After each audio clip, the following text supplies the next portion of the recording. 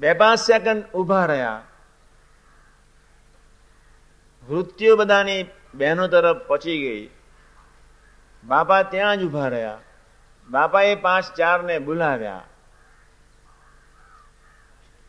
આપને પુણ્ય કરવા આવ્યા છીએ, પાપ કરવાની.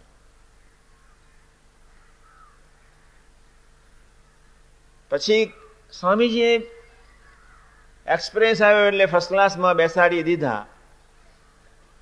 સ્ટેશન માસ્ટરને સ્વામીજીએ બોલાવીને કહ્યું કે આ 10 મિનિટ પાછળ ગાર્ડને કહો કે એક્સપ્રેસ ઉભો રાખે, મારે આ છોકરાઓ સાથે ગોષ્ઠી કરવી છે. 10-15 મિનિટ સુધી ત્યાં જ ગોષ્ઠી સ્વધર્મની એટલી બધી વ્યવસ્થિત કરી. જે જીભથી આપણે ગુણગાન ગઈએ, જે જીભથી આપણે મોતી ચાવીએ, જે જીભથી પ્રભુનું સ્મરણ કરીએ, એ જીભથી સ્વામીજી કે કોલસા ન ચવાય, નરક ન ખવાય.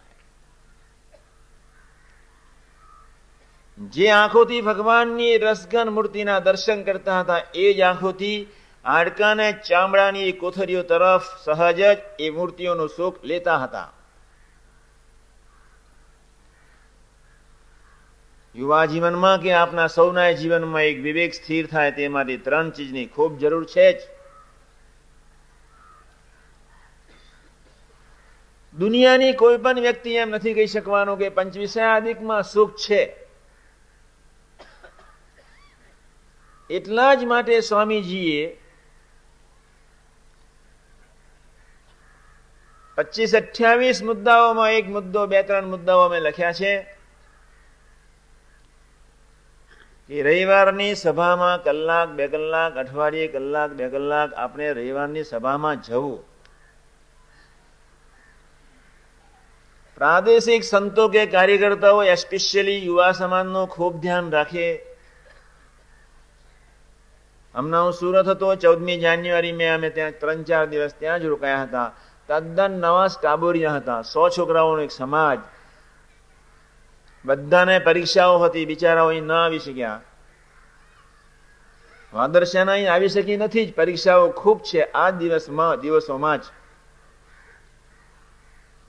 એ છોકરાઓએ મને કહ્યું કે સ્વામીજી તમે અમને 1-2 દિવસ તમારી સાથે ન રાખો. મેં કહ્યું આપણે ધીમે ધીમે ડુમ્મસ કાંઈ આપણે ગોઠવીશું. અત્યારથી જ એના જીવનમાં કોઈક લીપ મળી જાય, એનું જીવન તો ધન્ય થાય. મરવાનું તો છે જ. મૃત્યુને ઈચ્છે એ ભૂમિકા એ કોક છે, જુદી છે.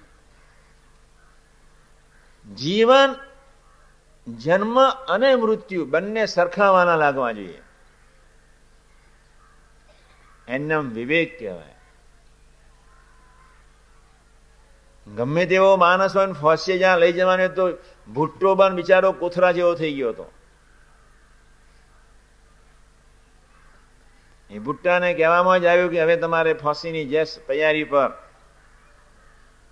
માંડ ખેંચીને લઈ જવામાં આવ્યો તો ગમે તેવો માણસ મરણથી તો કેવો ગભરાય. જન્મ અને મરણ, મૃત્યુ બી એટલું જ વહાલું. આપને એવું એક સરસ જીવન જીવવું છે, તે માટે યુવકો ખૂબ ધ્યાન રાખે કે યોગીજી મહારાજની જે આજ્ઞા, કોઈ પણ સંજોગોમાં કલાક 2 કલાક, છેવટે 2, છેવટે 5, છેવટે 10 પત્રિકા વાંચીએ, થોડું વિચારીએ, ધૂન કરીએ, કીર્તન ગાઈએ. એ પ્રદેશના સંત કે ભગવદીની સાથે એવી આત્મીયતા વધે તે માટે એકધારી રુચિ રાખી. મા બાપની બી ફરજ છે કે દીકરા દીકરીઓ એવા યોગમાં રહે તે માટે એમના પણ પ્રયત્નો અને સાથ સંપૂર્ણ આપી દેવો જોઈએ જ. કળિયુગની ભયંકર ગંદી અસર છે. જીભે કરીને ન બોલાય એવા નારકી પ્રસંગો આજે સંસારમાં ભયંકર રીતે ઉભા થઈ રહ્યા છે.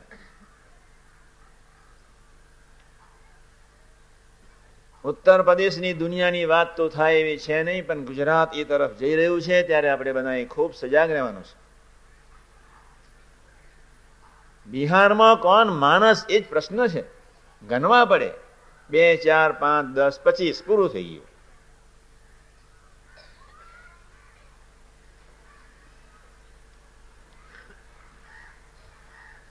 બિહારની ધરતી પર એજ્યુકેશન જ્યારે ગવર્મેન્ટે એનો કબજો લીધો, એજ્યુકેશનની આખી સિસ્ટમ ગવર્મેન્ટ ચલાવે છે, સ્કૂલોનો ટોટલ કંટ્રોલ.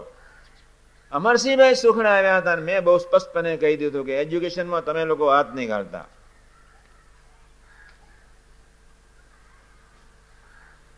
આજે કોઈનો વિશ્વાસ રાખવા જેવો નથી. ભગવાન સ્વામિનારાયણે શિક્ષાપત્રીમાં ખુલ્લું લખ્યું છે, સગી મા બેન દીકરી સાથે પણ એકાંતમાં નહીં રહેવાનું. તમારી બેન હોય તો બી શું. અમદાવાદની ધરતી પર હું કાયમ કહું છું કે 3 બહેનોએ 3 સગા ભાઈ સાથે જ ચાલો મિલકત બીજાને આપવી, એના કરતા આપણે અંદર અંદર તો વેચી લઈએ. એક ગાંડાઓની એક વંજાર જ પાકવાની છે. ત્યાં આપના સમગ્ર સમાજની રક્ષા થાય તે માટે બાપાએ એક અદભુત કામ કરી ગયા. રવિવારની સભા, સવારના પરમાં પૂજા. સ્વામીજી 3 જ નિયમ આપતા હતા કે સવારના પરમાં પૂજા પાઠ વ્યવસ્થિત રીતે, જે પ્રભુએ આપણને દેહ આપ્યો, જે પ્રભુએ આપણા જીવનની એક સુંદર વ્યવસ્થા કરી, એ ભગવાનને સવારના પરમાં 10-15 મિનિટ શા માટે ન સંભાળીએ? પ્રભુને સંભાળનાર, ન સંભાળનાર, ન ભજન કરનાર, એ તો કૃતજ્ઞ કહેવાય આધ્યાત્મિક દુનિયાના પાને. કેવું મંગલકારી સરસ મનુષ્યનું દેહ ક્યાં છે આ દુનિયા ઉપર? કોઈ સાયન્ટિસ્ટ, કોઈ ડોક્ટરને પૂછો તો ખરા. શાસ્ત્રોમાં લખી તો ગયા છે, ગુણાદાન સાઈન વાતમાં લખ્યું છે, દુર્લભમાં દુર્લભ મનુષ્યનો દેહ. એવો જયારે ખૂબ માનવનો દુર્લભ દેહ જયારે આપણને મળ્યો, ત્યારે આપની ફરજ છે કે આપના ધ્યેય તરફ, આપનું ધ્યેય એક જ, સુખિયા થવું છે. સુખ, શાંતિ ને આનંદ કોઈ જગ્યાએ નથી. નહીં હિમાલયની ગોદમાં, નહીં ગંગા નદીના કિનારા ઉપર, નહીં કોઈ શાસ્ત્રમાં. શાસ્ત્ર વિવેક આપે.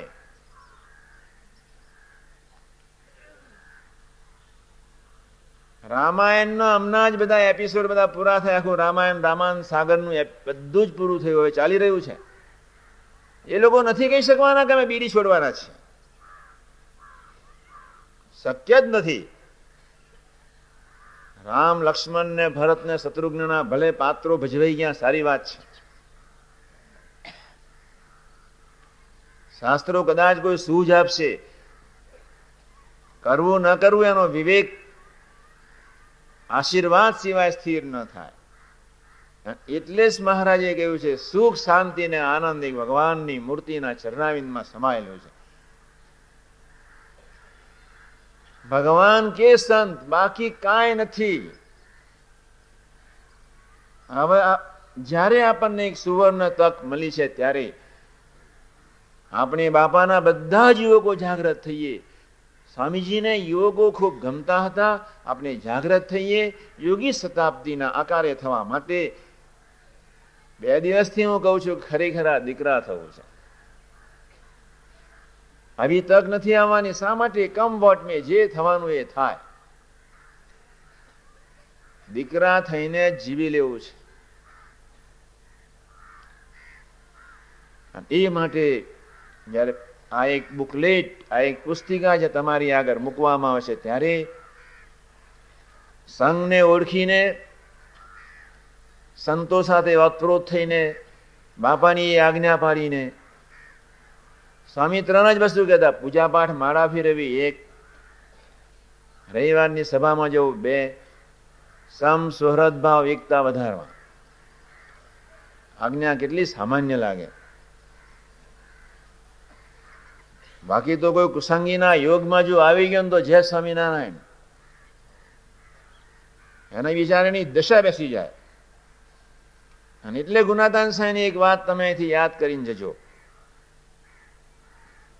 એ 100 જન્મે એકાંતિક થનારો હોય આના જન્મે થાય, અને આ જન્મે એકાંતિક થનારો હોય 100 જન્મે થાય. સંગ બળવાન છે. યુવા સમાજે તો ખૂબ ધ્યાન રાખવાનું છે.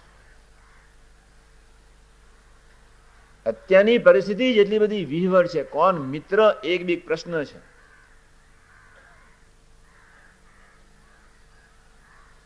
બધા જ પ્રશ્ન છે. અમારા સાધુથી બોલાય નહીં.